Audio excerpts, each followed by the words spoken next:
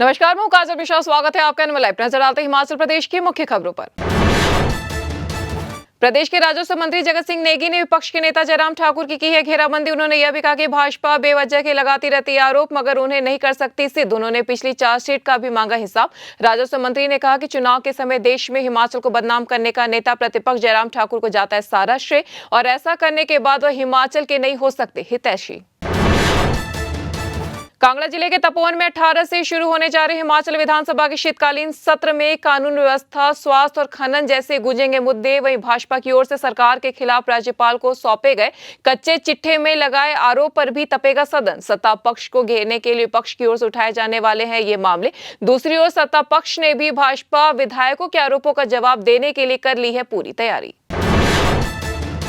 हिमाचल प्रदेश के सीएम सुखविंदर सिंह सुक्खू के डिनर में जंगली मुर्गा परोसने पर अब उठ रहे हैं सवाल। शिमला के कुपी में सीएम के डिनर प्रोग्राम में प्रतिबंधित जंगली मुर्गे का मीट किया गया सर्व। वाइल्ड लाइफ एक्ट के अनुसार इस जंगली मुर्गे को मारना है बैन और सजा का है प्रावधान। हिमाचल प्रदेश में आर्थिक संकट के बीच पीडब्ल्यूडी के ठेकेदारों के भुगतान पर लगा दी गई है रोक। 21 नवंबर से ठेकेदारों को नहीं किया जा रहा है भुगतान। इससे ठेकेदारों को दिक्कतों का करना पड़ रहा है सामना। खजाने में अटक रहे हैं ठेकेदारों के बिल। ठेकेदार अपने इंजीनियरों, कर्मचारियों, मजदूरों को नहीं दे पा रहे हैं वेतन। कुछ ठेकेदार अब काम बंद करने की है तैयारी में, क्योंकि पीडब्ल्यूडी द्वारा बिल पास किए जाने के बावजूद खजाने से नहीं हो रहा है उनका भुगतान। कांग्रेस की राष्ट्रीय महासचिव नवनिर्वाचित सांसद प्रियंका गांधी ने लोकसभा में अपने पहले भाषण में हिमाचल के हितों की पैरवी। प्रियंका गांधी ने कहा कि अडानी को कोल्ड स्टोर देने से रो रहा है हिमाचल के बागवान। केंद्र सरकार पर कथित तौर पर एक व्यक्ति को लाभ पहुंचाने का उन्होंने लगाया आरोप।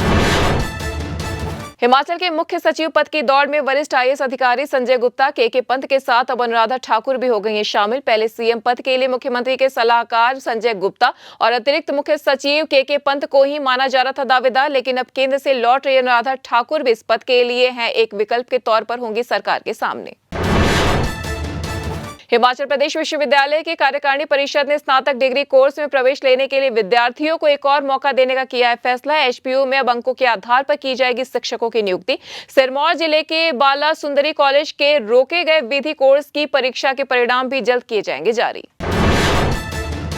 कीरतपुर नेरचौक 4 लेन पर 5 समांतर टनलों का किया जाएगा निर्माण। इनमें से एक का शुरू कर दिया गया है काम और मार्च तक इसे तैयार करने का रखा गया लक्ष्य। 4 टनलों की तैयार की जा रही है डीपीआर और मार्च तक टेंडर प्रक्रिया शुरू करने का है लक्ष्य। करीब 60 किलोमीटर लंबे कीरतपुर नेरचौक 4 लेन पर बनी है 5 टनल।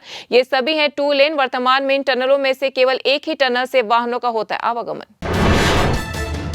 राजधानी में ब्रिटिश काल में बने आइस स्केटिंग रिंग में 4 दिन से हो रही स्केटिंग, मगर अभी सुबह के टाइम ही हो पा रही स्केटिंग। दिन में तापमान ज्यादा होने से शाम को नहीं टिक पा रही आइस। जैसे जैसे बढ़ेगी ठंड और रिंग में जमेगी ज्यादा आइस, उसके बाद सुबह और शाम दोनों सेशन में हो जाएगी स्केटिंग। हिमाचल प्रदेश में ठंड ने बरपाना शुरू कर दिया अपना कहर। ऊना में दिसंबर में 9 साल बाद सबसे ज्यादा पड़ी है सर्दी। कई जगहों पर जमना शुरू हो गया पानी। वहीं प्रदेश के 17 जगहों का न्यूनतम तापमान 0 से भी है नीचे। मौसम विभाग के अनुसार एक सप्ताह तक मौसम रहेगा साफ। तो ये थी हिमाचल प्रदेश की अब तक की मुख्य खबरें। ऐसे तमाम खबरों से जुड़े रहने के लिए देखते रहिए एनएम लाइव।